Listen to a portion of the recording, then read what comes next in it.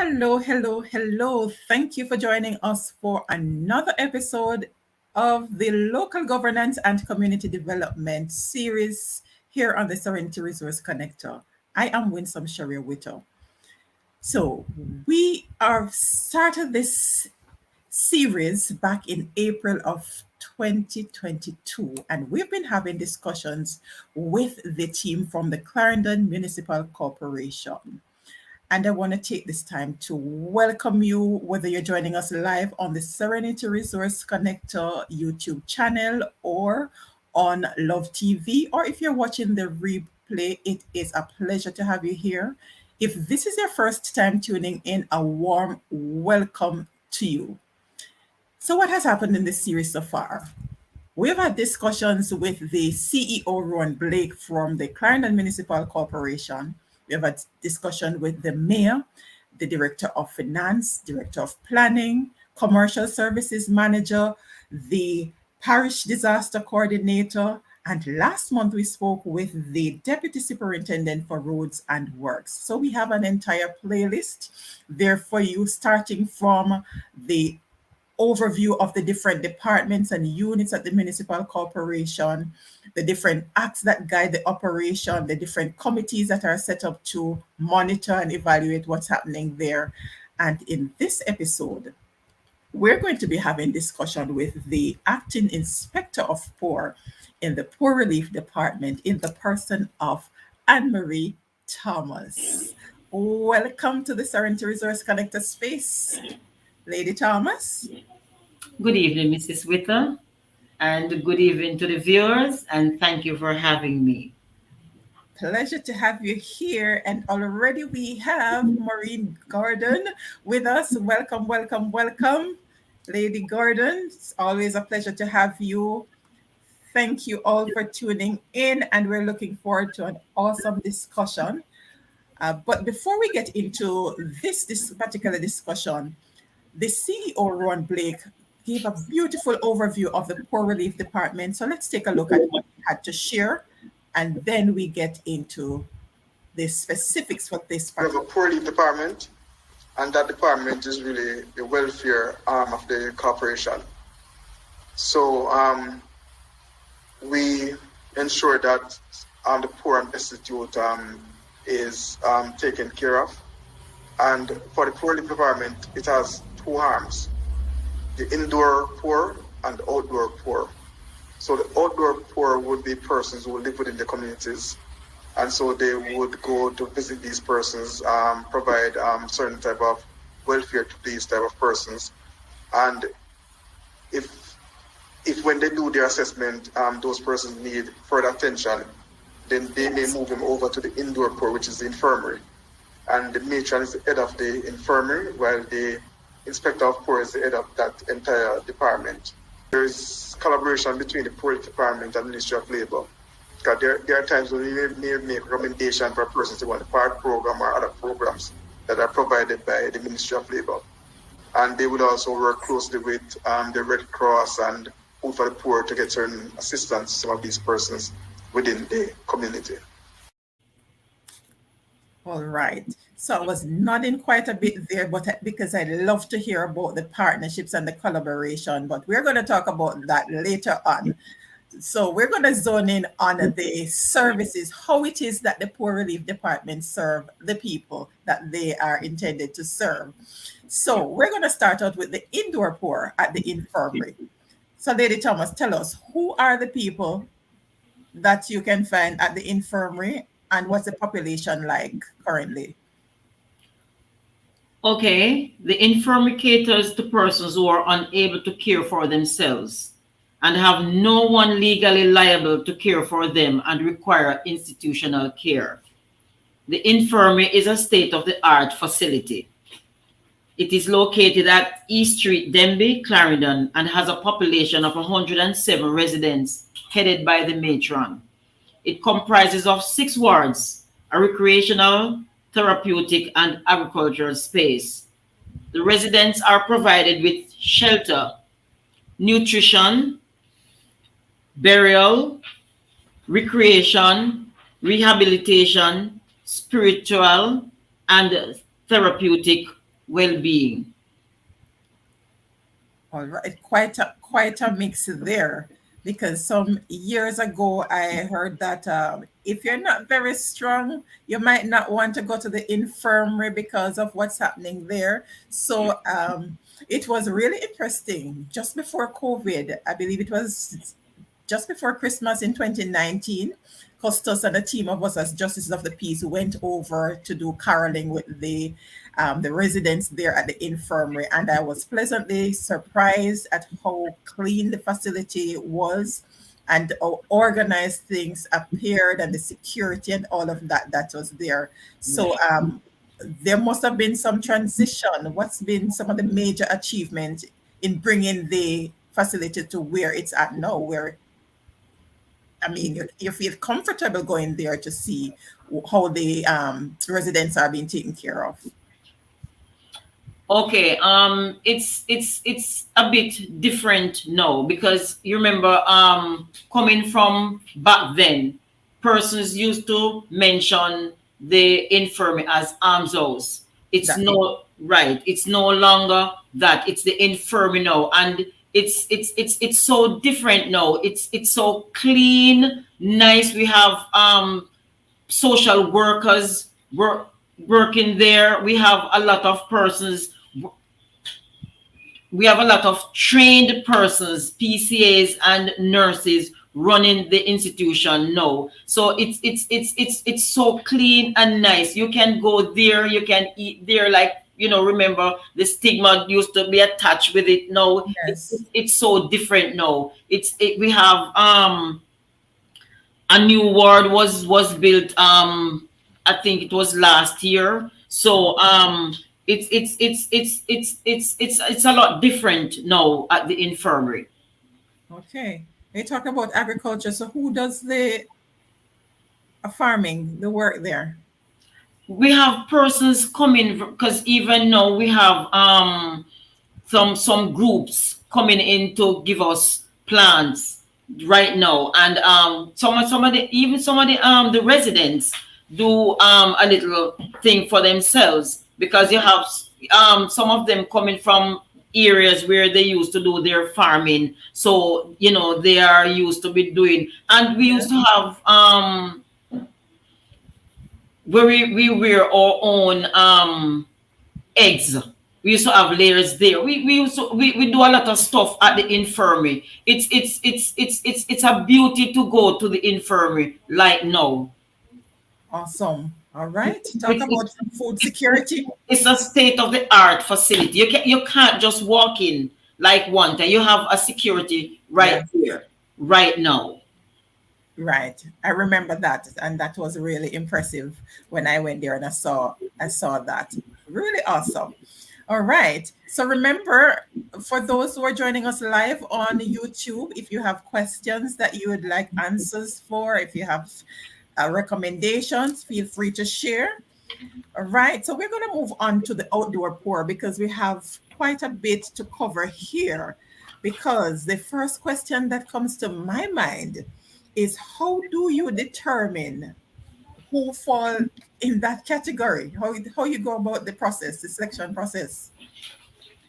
The outdoor poor relief is responsible for investigation, assessment, enrollment of destitute persons, and the delivery of poor relief services across the parish.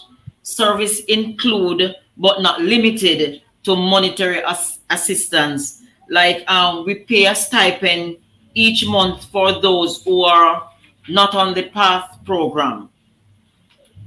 We have like medical comfort for special debt for individuals who are qualified. Example, persons who have, diabetes and, terminal illness. We pay medical comfort for them. We assist sometimes with burial for our registered poor clients.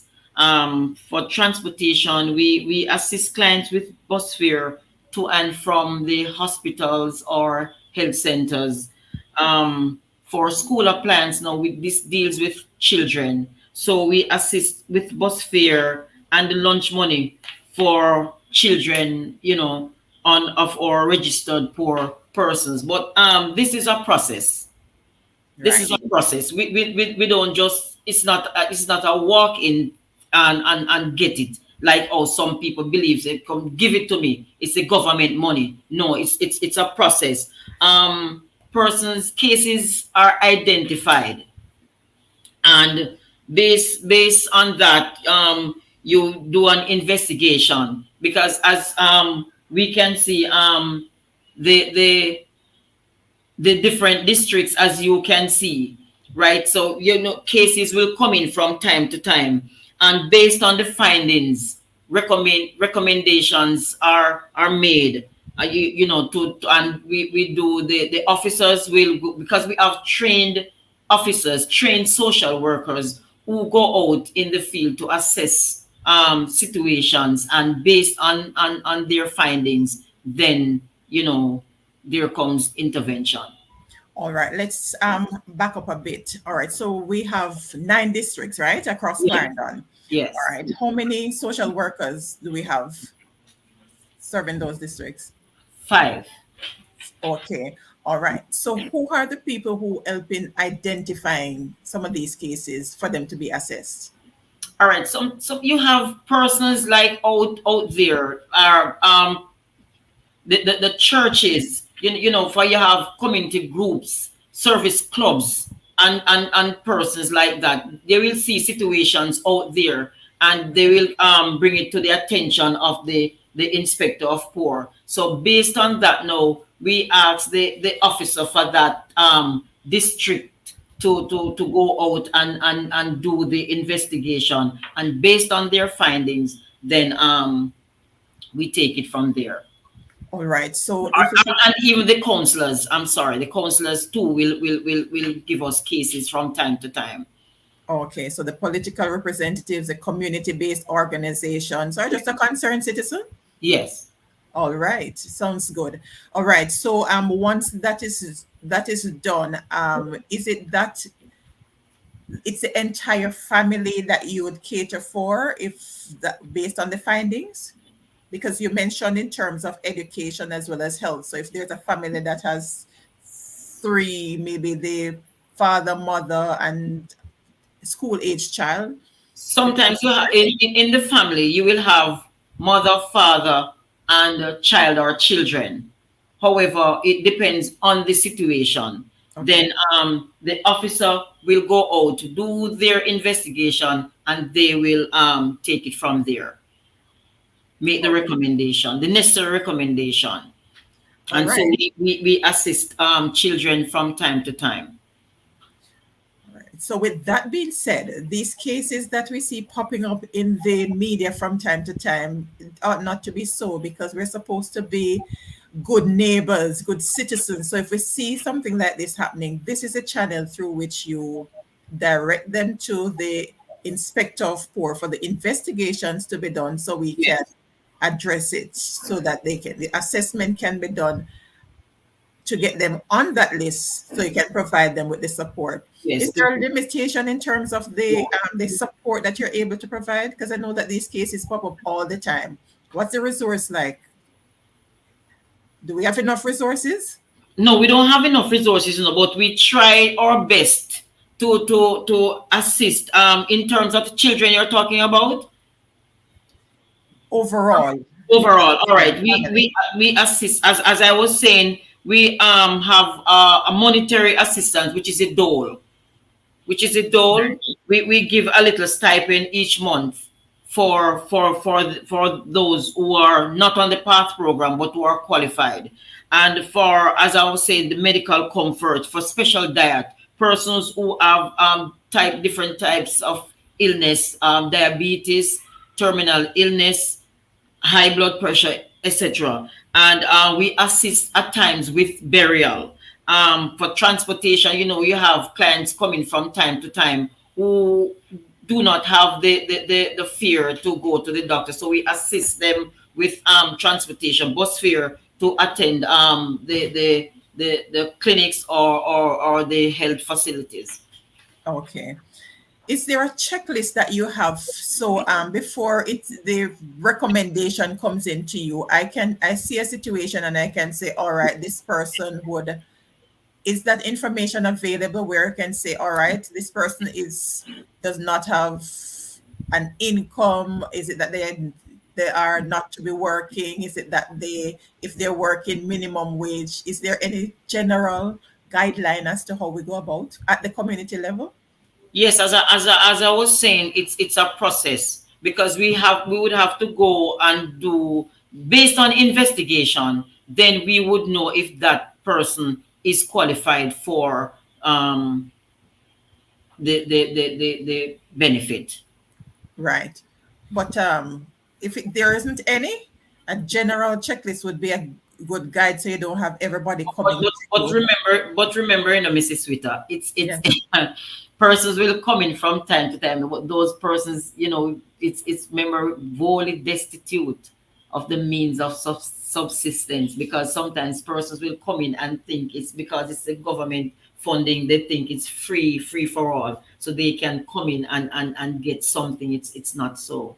Right, which is why we have a general guide, so you know that is not because you don't have some money this week why you're coming, right? All Right. right, let's share some flowers. So just Anika is saying that Miss Thomas really knows her stuff. I am proud that we have such an educated person working for our less fortunate, and she wanted me to let you know that. All right, so we are sharing flowers as we go along. Thank you so much for that. Thank you. Give commendations. Recommendations are due. Ramona, we're going to take your question in a little while. We're getting there. Getting there. Beautiful. All right. So we have a lot of comments going on here.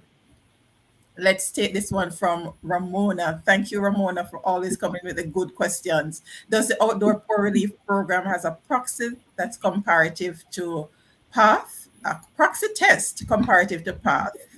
What are some of the primary criteria for enrollment on the project? I think this is similar to what I was asking earlier.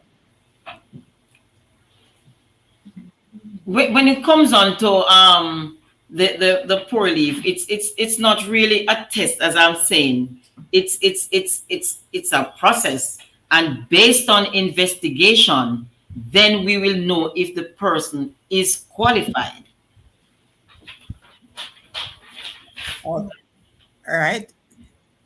Lady Lawson, you can let us know if there are additional areas that you want to cover.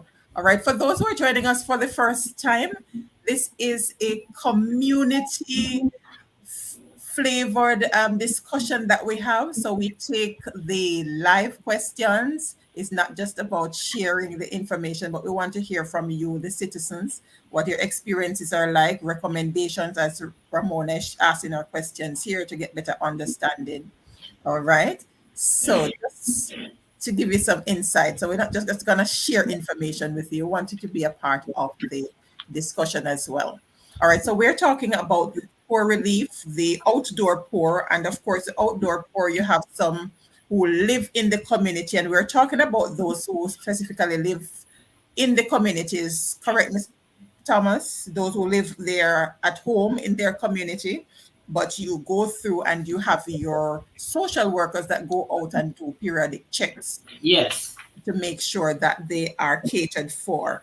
All Yes. right. So what Ramona was asking now, we're going to move down to that in terms of the homeless, because you have a drop-in shelter, and I believe that's where this question is coming from. What's the capacity of the outdoor poor assistance program? It's a little different. And how many clients can it reasonably support at any one time? We're still on the outdoor poor. Outdoor poor. All right. We have approximately 1,213 persons on a roll at this time. So can the program accommodate more? Yes. All right. So is there a maximum that you're able to cater to at any given time? No, we don't have a maximum. It's based on investigation, and if the persons are qualified, then we offer assistance. All right. So if the available funding is not there, you have some backup that you can get some additional support. Is that the Then case? yes, we will ask for support from various groups, as you know, or you know, the parish council is responsible for the poor relief on a whole. Right. All right. Ramona is thinking That's the that's that's, question. that's the Clarendon Municipal Corporation. Yes. We understand, whenever we have representatives from the municipal corporation that comes on and say the parish council, we know that they've been there a long time. So we understand it's still getting used to it. All right. So we know that we have in terms of the budget. Last month you had the team out there in the community asking for the community members to participate in the preparation for the budget for 2023. So we have certain allocation for these different spend for the year. So the question that Ramona is asking and we're getting at is reasonably based on the allocation and the your experience over the period, reasonably how many clients can the fund comfortably accommodate?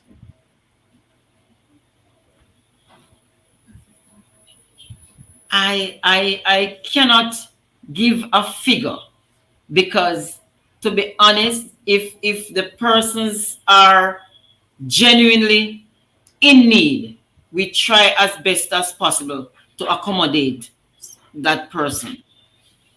All right. In that regard, Hot Topic Entertainment is right on the money. If I ever go homeless, at least I know I'm in good hands. Yeah, there's a question though.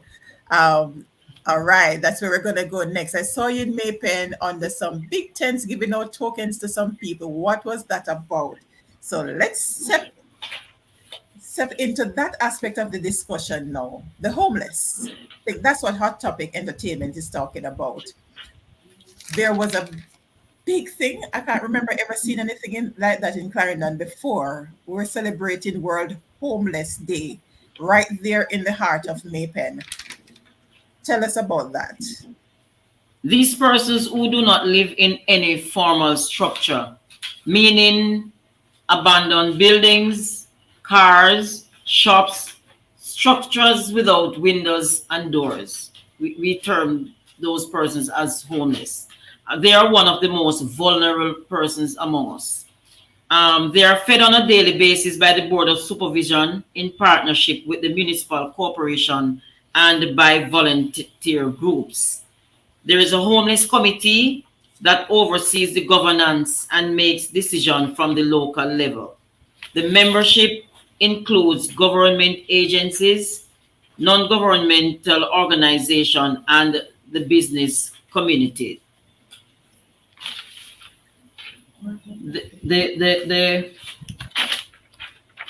The Clarendon Drop-In Center is a homeless facility managed by the Municipal Corporation. They are fed, groomed, provided with healthcare checks by the mental health team. There is a homeless coordinator that supervises the day-to-day operations of the facility. We had World Homeless Day on the 10th of October. I'm looking here. Yes, right there in the heart of Right, Maypen. yes. And Responding. yes, we had World Homeless Day on the 10th of October over in the park. And we did not just concentrate on the in the town center area. We had another group which goes into the Veer area, also Frankfield. We cover the entire parish on that day. Okay. So you had health checks in all the major town centers, you? No, we didn't have checks. We feed in the area, but in the town center we have checks on that day. Groomed. We had the doctors came in, and persons from the mental health team, they were there with us on that day. We really had a good day on that day. Right. And there was an awesome item from one of our primary schools in northern Clarendon. You want to check out the Clarendon Municipal Corporation's Instagram page for that awesome item about mental health there, so you can see what our so the children are involved, and that was really good, so that they're part of the activities. Who were the partners for the grooming? Who did you partner with for the grooming on the day? We partner with the Clarendon Health Department along with the mental health team. We had other stakeholders coming in to assist us. We as we go on Poor Leaf collaborate with other ministries, departments, and non-government organizations.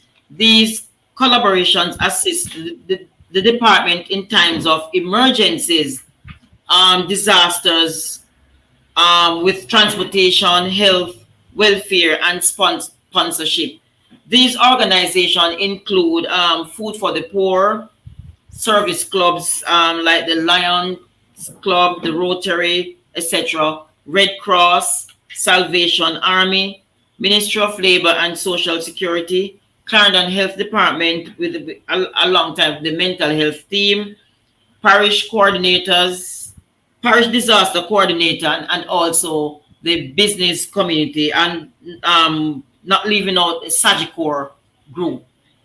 And we just want to take the opportunity right now to thank those persons, because without them, we could not do this all by ourselves. And I just want to thank them, and we really appreciate it. Indeed. Yes, Right. and it was a great day.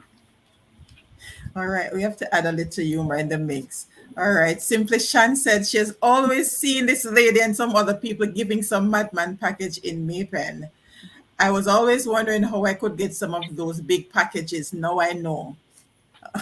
All right, Simply Shan. So now you can share that this is that this lady and the others are from the Poor Relief Department at the Municipal Corporation, and that's what they're doing. And we're going to share how you can be a part of the process, because as you just heard, there is a collaborative approach. So each one helping one, and we have so many areas to cover, and I'm sure that the team is not as large as we would like for it to be. Right. So And just to let you know, we feed every day on a daily basis, and even on public holidays. Indeed. As you mentioned that, the CEO did mention that there is a process for those entities who want to be a part of the feeding program. It's not about you just going out there and you hand over some food, because there are certain Criteria. criteria. Share with us, just remind us what about that aspect. They would have to come into the parish council and speak with either the CEO, or write to the council and speak with the CEO or the inspector of poor, and then we will take it from there. All right. So if they want to come along with the team, then it's coordinated as to when you're going out. Yes. And you do that. All right, great.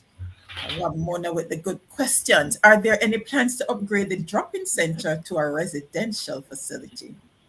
Well, any plans to upgrade? Right now, it's been upgraded right now. But for in terms of overnighting right now, I cannot. We have to get that from the minister for right now. But right now, it's renovated, looking beautiful. We had some pictures. It's only a pity we couldn't show them, because you and your team can go there right now to look at the beauty of the drop-in center right now.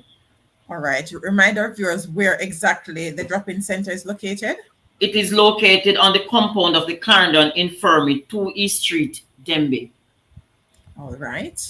So there you have it. And the CEO did mention that there are plans to have the overnight, have the outdoor pour overnight at the facility. So we're looking forward to Yes. that, but not just that, we're looking forward to raising the income level so that we can have more people in their homes, in the communities, helping to develop the communities. So I'm trusting that that is the overall plan. As a matter of fact, that's a part of your mission, right? Yes. Actually improve the living standard of the people in the parish. Yes. All right, amazing. All right, awesome. So we are doing nicely. Any of those partnerships that you want to highlight? I know in terms of the coordination with the, since we dealt with the parish disaster coordinator, there are some instances where you have like fire victims and different situations that they have to make referral to the poor relief department. How does that work? And with food for the poor, any specific situation that you want to highlight as to how that would work? Okay, we partner, we have close relationship with the community groups to include the health centers, churches, the schools, etc. So issues that might arise in the community are quickly identified and responded to by the department in a timely manner. So we partner with persons from time to time, because sometimes, all right, you mentioned like the fire case. Yeah. So the fire case will comes in, and whatever area, because we have districts. So let's say the person is from Maypen, the Maypen officer, along with the disaster coordinator, we work together in order to prepare that person for a better living condition. All right. And this is one of those circumstances where you might need to coordinate with the Ministry of Labor and Social Security as well. Security, depending on along with the Salvation Army, Red Cross, and other groups. Beautiful. All Yeah. right. These are the comments we love to see. It is wonderful to see this positive impact in Clarendon. Yes, I'm not even going to try to pronounce your name, but thank you so much for that. That is part of the reason why we're highlighting some of the things that are happening, so that as citizens, you understand the services that are available, where you can access the services, how you can access the services. Michael Thomas, it's great to have you as usual, one of our weekly viewers. Thank you so much for tuning in as always. And thanks to those who are joining us for the very first time. Stick and stay tuned. There's a playlist for the municipal corporation under the local governance and community development series that you can catch all that we have been talking about since April 2022 for the different departments, what they do, why they do what they do, and how you can be a part of what it is that's been done in your area to improve what's right with Clarendon and Jamaica. Does the Poor Relief Department have a registry of the parish's homeless population? Yes. Yes, we have approximately 89 persons that we are dealing with right now.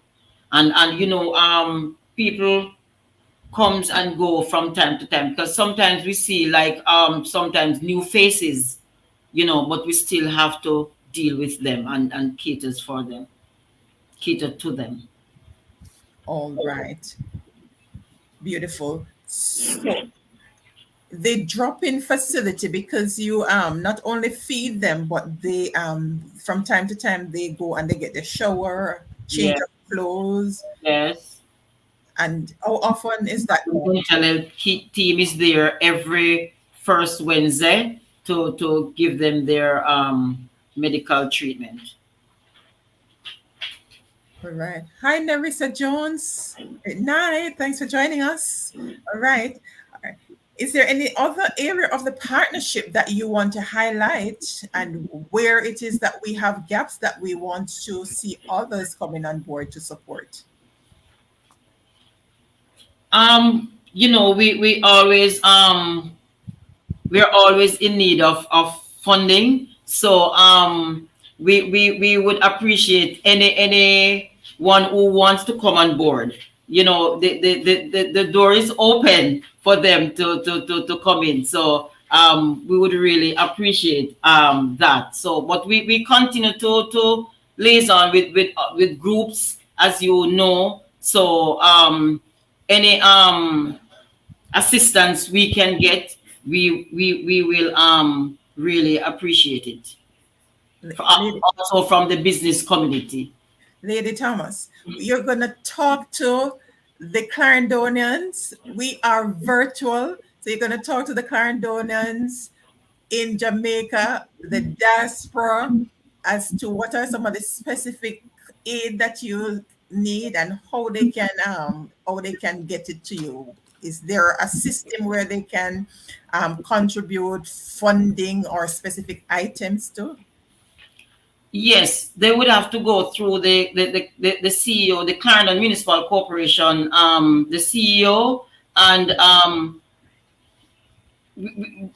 they would have to write to indicate their interest in doing that, and write to this Clarendon Municipal Corporation, and then we can take it from there. All right. So whatever it is that they want to provide support on, then they be guided as to how exactly Yes. they can do so. And we will really appreciate it. Awesome. All right, Ramona with the good questions. What is the primary objective of the Poor Relief Department's intervention with the homeless? Is it rehabilitation, medical treatment, protection and shelter, nutrition, or all of the above? All of the above. All right. Ramona, is that what you wanted to hear from this? All right. What does rehabilitation look like, though? Sometimes you have persons in the infirmary from time here they're there for years, and they have relatives out there. Sometimes they do not know, and sometimes we go out into the area to do like investigations, and then we find out that they have relatives, and then we move them from the infirmary. So it depends on situation though, and we can rehabilitate them and send them back into society. All right. Do you have any success stories as it relates to those who we have recreational activity there also. So they have the rooms, and we have therapeutic persons that are there to assist them also. So, and you have persons who can, you have persons at the infirmary, who do sewing. Some of them do their little farming and stuff like that. It's a wide, because right now we have I don't even remember his name. He loves farming, and you have Penny who loves to do their little thing, sew and stuff like that. So they're there, and they're happy there. They're happy where they are. And you have persons, you have groups come in from time to time and interact with them. All right. Mm-hmm. Do they get so happy that even after rehabilitation they want to stay? Yes, most times. Wow. Oh, so does that mean that in terms of the capacity at the infirmary though, where are we with that? Do we have space for more?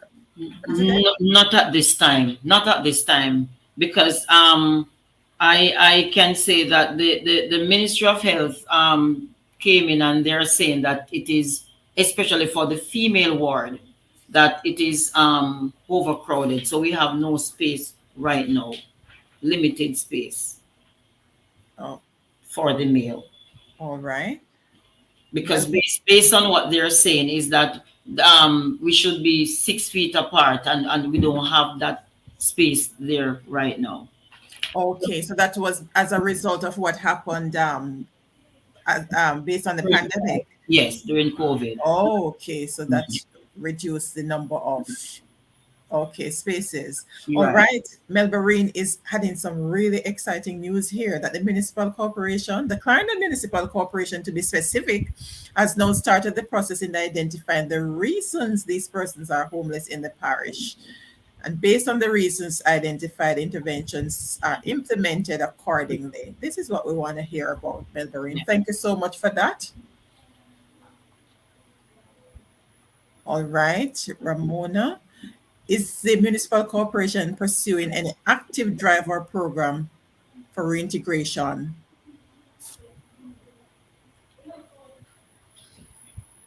Well, I would say right now we have the drop-in center, All right. because they on a daily basis they would go in and get their meals on a daily basis, and socialize with other persons, our residents there. All right. I believe what Mona might be asking is because of the limitation with the space, if there are residents at the infirmary that we are looking at reintegrating back into the community, if there are any options. And I believe the drive that's taking place to identify the reasons for homeless and all of that might help. Ramona, continue to share. All right. Membrane is sharing further that that was also an objective of the initiative held on World Homeless Day to find out who are drug users, mentally ill, simply homeless, etc.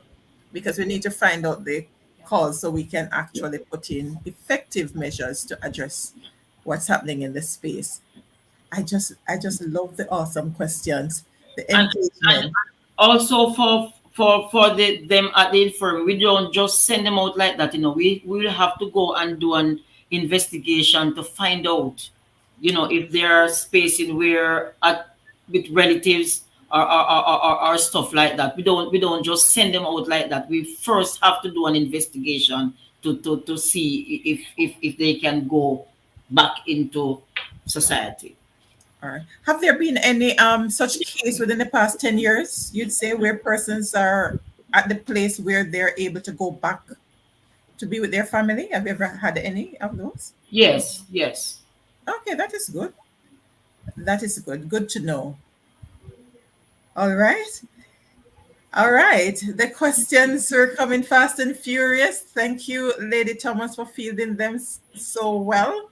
We For the others that may pop up, remember you can always write to the CEO for the municipal corporation and share your recommendations, any additional questions, concerns that you have, and he will direct it to the relevant department and personnel. They have capable people like Lady Thomas will be able to respond to you in a timely manner.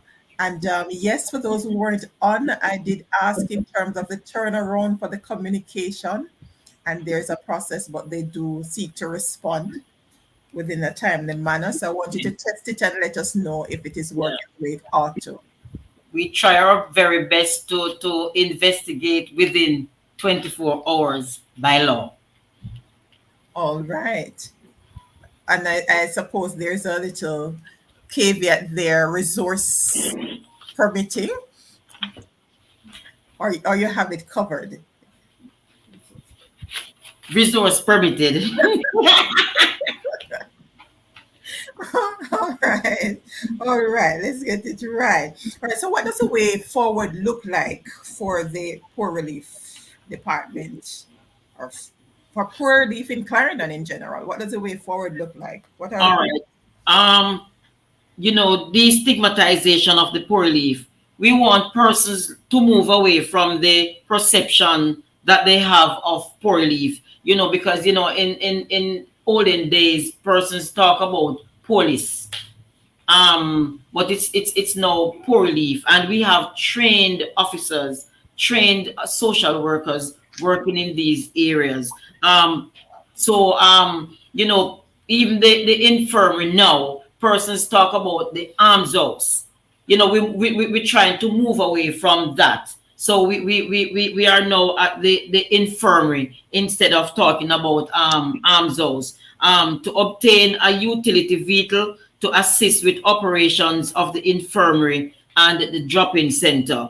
To collaborate with state agencies to maximize resources and have a more efficient social welfare system in the parish, and also additional support from business community and individuals. All right. So we're looking forward to get some additional information as to what exactly that would look like, because you seem to have a robust partnership with the other entities in this space. Is there anything specific that you'd want to see happening to enhance what you already have? Anything specific? In terms of the drop-in center, we want to have an overnight thing, but we don't have that resource right now. So if persons as you use, we want to use this medium to say to encourage persons who want to come on board, to come on board. Just speak with the CEO, and we will take it from there.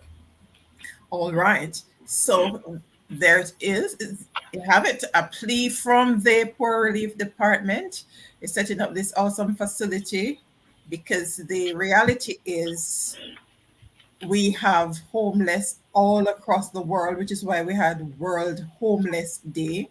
So that's the reality of the time. So the Clarendon Municipal Corporation team is making preparation to take care of the homeless in this space. And so our help is needed to ensure that we are able to sustain what it is that's been put in place. So when those the state of the art facilities set up, there's need for maintenance. So how can we be a part of maintaining, sustaining whatever it is that we have there? And I take it that we always want to have food. So we want to have some backyard gardening taking place, maybe expand the farm at the infirm where I might need to get some additional space where you're going to plant up some stuff so you can utilize in the kitchen to take care of the those who drop into the facility. And of course you're going to need bedding if you're going to have overnight. Yes, yes, Okay.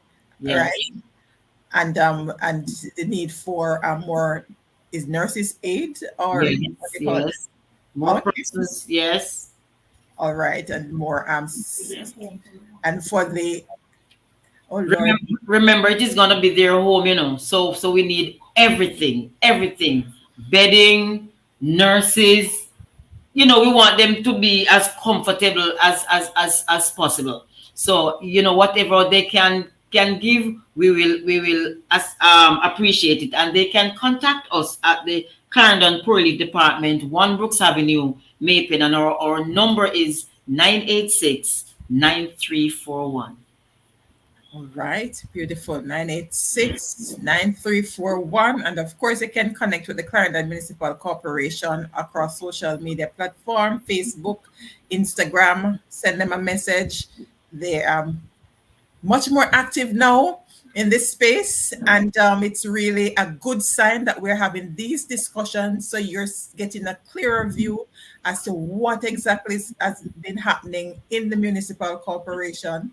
It's a lot of things that are taking place there, a lot of services that are available. We want you to know how exactly you can access those services and share that information with those around you, right? Because as we set up these state of the art facilities, we have to also, on the other hand, be ensuring that we're taking care of those in the community to ensure that they improve their living standard, Yes. because we don't want to be creating additional space over there, because those people, when they're in those state of the art facilities, that reintegration is going to be a challenge. Sound very comfortable. Ms. Thomas, from your experience and perspective, would it be ideal to have a township without homeless individuals, or will homelessness always be a feature of urban centers? It won't be ideal, or should I say it would be ideal, but maybe not possible. You understand? Yeah. Because different things causes homelessness right now. So it's really should I say a challenge right now. Right. And I was sharing earlier that it's not just a Jamaica thing because, It's all over the world. It's all over the world. yes, and different circumstances, as you indicated, right? And she's agreed with you exactly, 100%. All right. That was a test and you passed it with flying colors. Good night, Jasmine Mitchell. Thank you so much. All right. Thank you all for sharing in the conversation. I trust that you have learned a lot more about the operations of the Poor Relief Department, what it is that they do, what it is that they're intending to do more of, how you can be a part of what is happening there in terms of improving the service that's provided to our indoor and outdoor poor, how you can be a part of ensuring that those in different communities, some of our deep rural communities, don't get left out of the loop because the team don't know about them. It's our responsibility to ensure that whatever we know of, we pass on the information so that they can get the help that they need. Not everything needs to go in mainstream media to get attention. Send the information to the municipal corporation and give them the opportunity to deal with it. If it is that you're not getting the attention, then that is the time that you take it elsewhere. All And, right, so and, let's work can together. I interject a little? Because Certainly. most times you see persons in the article, those persons are already enrolled in the system, but they want more. All right, so that's another area because yes, it's good that you mentioned that because a case like that did come up in one of the recent articles when the checks were done, they were actually on the register. Right. Yes. So that's the situation we're talking about in terms of because has to be other supporting activities to ensure that not just dependency on what they're getting from poor relief, but there are opportunities for them, for those who are able to be employed. How do we support them in getting employed if there's additional training that they need? So we might have to look at now, not just about providing them with these relief, but how can we engage like a heart to get them trained in some particular area if they're trainable and provide some additional resources for them to improve their standards so you can have them wean them from the system. Because it's interesting though, you didn't share this, but I remember that there are a number of young people who benefit from grants that are actually graduates. Tell us about that. We have to share that good news. Yes, we have persons even recently we had an award ceremony was held for academic achievers who were rewarded with certificates and cash grants. It's only a pity we cannot show you because due to the privacy of poor relief, the faces of some of the awardees, we have to disguise them to protect their identity. So we cannot even show the slide, you know. So we have achievements from persons that benefits from the system are now professionals. We have soldiers, we have policemen, we have teachers, and the list goes on. You understand? Persons are now we have students now at university. So it just not just stop there. We continue with them at the university level. Awesome. So are there success stories then for those who are now professionals where the family has been taken off the register by virtue of them now being employed? Yes, yes, Beautiful. yes. All right. And that's a great note on which to wrap this episode of the Local Governance and Community Development series here on the talk discussion about poor relief. Some awesome initiatives, programs that the Clarendon Municipal Corporation team is undertaking there. And if you're tuning in from another parish and you are not seeing or feeling some of these amazing stuff that's going on in Clarendon, you ought to go ahead and engage your local municipal authority to find out what's going on in your neck of the hoods and how you can be a part of the change that you want to see taking place. Ah, great question. Miss Thomas, where does your passion come from for your job? I don't know. My mother used well, people in the community says that my mother used to take on the entire community, and so for this job, if you do not love the poor, I don't think you can handle this job. All right. She had a follow-up question. Why would you encourage anyone to pursue social work, for example, and enter the field? Because we need. Well, for me, I can say it is beautiful when you can help. And when you help and you see the success, you are so happy. So I would encourage persons just to come on board. Amazing. All right. Simple Shan is saying, good job, Miss Thomas. Beautiful indeed. Yes. I think it's a special calling. Some of us are born to do what it is that we do. That's why the passion comes out. So continue to do what you're doing, you and the rest of the team, because it's really a team that. It's really a team effort. Right. Really a team effort. We have our team with us. We have Miss Wright with me, Camille Wright, Miss Simpson, and Miss Natasha Narayan, and Tasha K. Taylor. It's a team effort. So I'm just happy to have my team with me. Amazing. And thank you for having me. My absolute pleasure. And I look forward to facilitating the next discussion. And it's on 4 Thursdays. And the other area we're going to be looking at is the Clarendon Local Sustainable Development Plan. Yes, we do have a local sustainable development plan in Clarendon, and we are looking forward to share with you about that plan, how it has been going so far, because there are great things that are happening, and we want to highlight that. And as with poor relief and the other areas, a lot more support is needed for us to see these plans becoming reality, and we need you to be a part of this change as we continue to do what it is that we can to create the change that we want to see in the space.